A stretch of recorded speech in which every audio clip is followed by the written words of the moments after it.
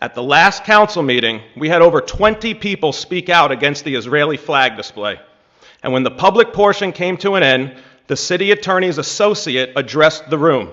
Thank you, Council President. So there's been a lot of comments said today, wildly interesting and certainly very passionate. However, many of the comments were based on legal theories that were inaccurate. So I think it's important that we straighten those out so we can kind of continue forward.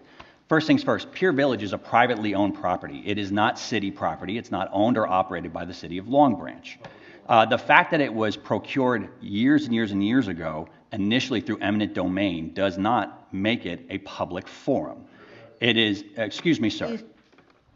The purpose, when you take a piece of property through eminent domain, so everyone understands, there has to be a public purpose, not a public forum. The public purpose on that point was to revitalize a piece of land that had not been generating any kind of tax revenue and was not productive for the township. It was taken through eminent domain for the purpose of redevelopment. This is a common practice throughout the state. At that time, the property was then transferred to a private organization. The city of Long Branch did not put up any of these flags. It does not control the flags, and it has no ability to regulate which flags go up on private property.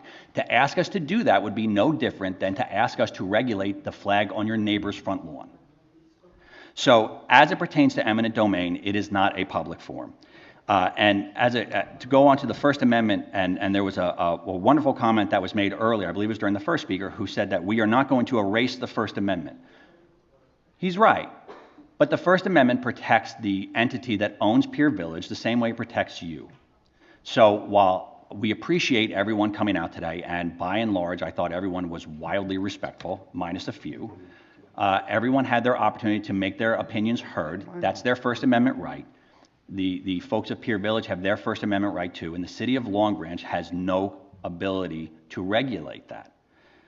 So that's the legal ramifications of what we are speaking of. But I cannot stress this enough, because it was, and I believe one of the other speakers asked multiple questions as to why on city property we would do this. It's not city property. It's not public property. It's private property. And I hope that that clarifies everyone's position here. I understand that you may object to it. That is your right. But as a council, as a government, we have no right to regulate what flags a private individual or a private citizen, a private corporation decides to put on their property. Thank you. Let me just say this. The city attorney is not a judge. He is not an independent, unbiased arbitrator. We should not take his legal opinions at face value. He is just a lawyer, and he is paid to represent the city. He has dug in on this issue, and he has no choice but to stick to his little spiel. He simply said, Pier Village is private property, and thus out of his control. But that completely misses the point. I have never once denied that Pier Village is privately owned. He never addressed public forum doctrine. He never addressed state action. He never addressed municipal involvement, public easements, public maintenance, or the Fifth Amendment issues. It takes a lot of chutzpah to ignore every legal argument I've raised and just declare the issue settled.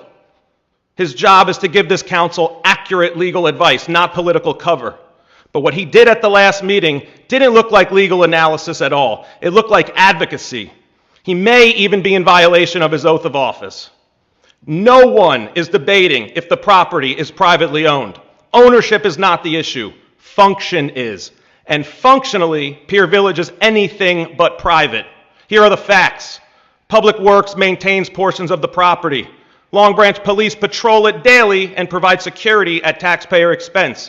City-owned parking meters operate throughout the property, generating revenue for the city. Parking enforcement is handled entirely by city personnel. The city provides free marketing, promoting Pier Village on its website and social media.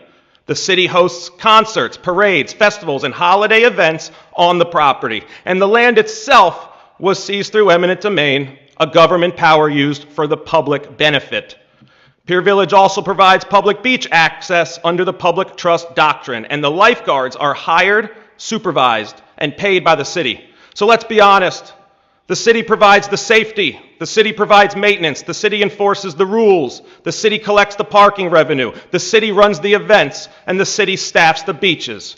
If anyone still denies the public nature of Pier Village, let me just show you this.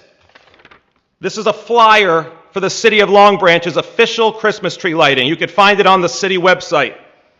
This is a city-sponsored event being hosted at Pier Village. Right on the bottom of the flyer, it says the event is proudly presented by Pier Village, the City of Long Branch, and the Long Branch Fire Department. It is a joint operation between city government and the owners of Pier Village. When private ownership merges with public power, that space becomes a quasi-public or limited public forum. It falls under the public function doctrine. It does not matter that it is privately owned. There is case law to back this up, and the city attorney knows it. Marsh v. Alabama, Evans v. Newton, Burton v. Wilmington Parking Authority. These cases all establish a precedent that private property can still be considered a public forum. Once a space functions as public, the Constitution applies. That includes the First Amendment, which prohibits viewpoint discrimination, government favoritism, and the selective elevation of one political message over others. So I'm asking this council to stop hiding behind the debunked private property shtick and start acknowledging reality and start putting America first. Thank you. Thank you. So with regards to Pier Village, non-lawyers tend to throw words out, things like public forum and easement and other legal jargon that don't really mean anything in the context of what we're talking about. So let's deal with just the facts. And I think that my associate at the last meeting, what he said was fundamentally true, which is that the property on which the flags are located is private property. There are other parts in the Pier Village area that are not private property. For instance, there are public roads that have parking meters on them. Those are public roads. There's a boardwalk, which is a public boardwalk. There's a beach, which is a public beach, and it has public lifeguards on it. They're public employees who protect it. That doesn't change the fact that the area where the flags are is actually private property.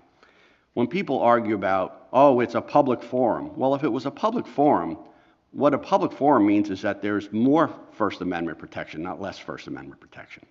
So here is the kind of simple analogy.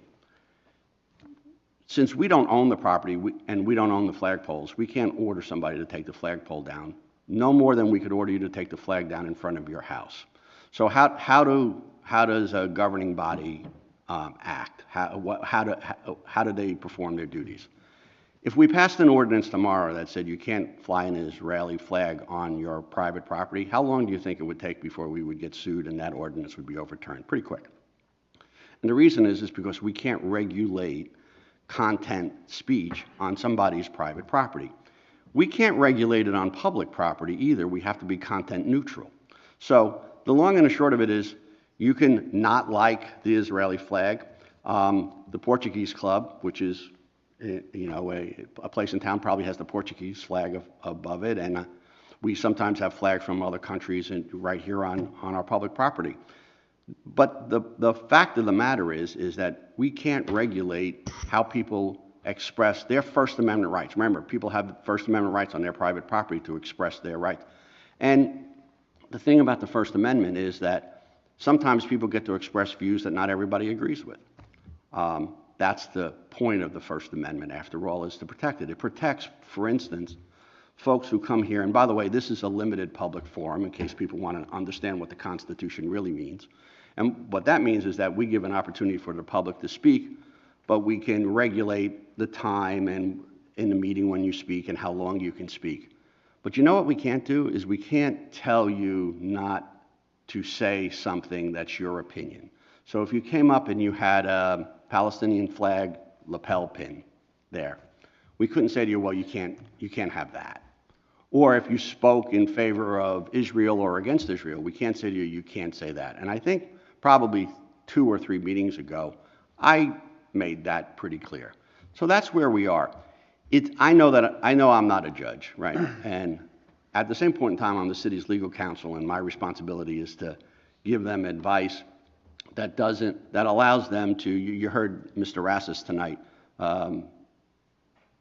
take an oath, right? The oath is to protect and defend the Constitution. So part of what I do is that I try to lay out the guardrails.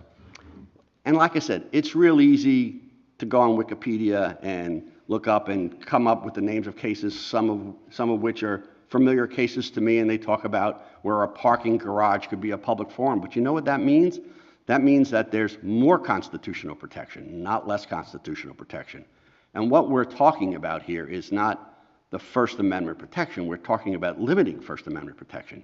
Because what we would like to do is we would like to impose somebody's personal views on somebody else's private property and tell them that they can't have an expression. Whether you like it, the expression or not, it is their expression, and it is, it's the reason why we live in this country and why people live and die to protect the Constitution. That's what we do. So I think that's, Mayor, I don't think there are any other questions for me to answer.